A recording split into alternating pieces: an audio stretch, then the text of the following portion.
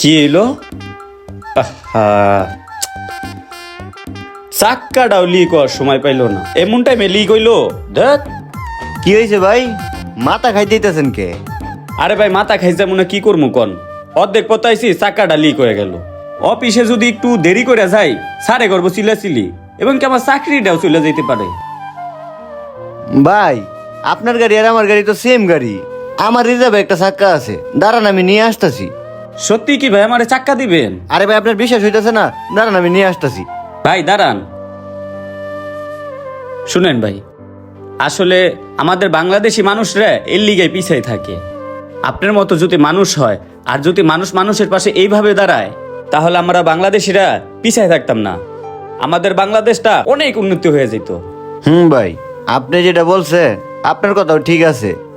আচ্ছা ভাই দাঁড়ান, এই যে এটা আমার বাসা, এই যে এটা আমার বাসার গেট। আমি চাক্কাটা নিয়ে আসতেছি, আপনি পরে এসে আমার বাসায় দিয়ে দেন। আচ্ছা ঠিক আছে ভাই।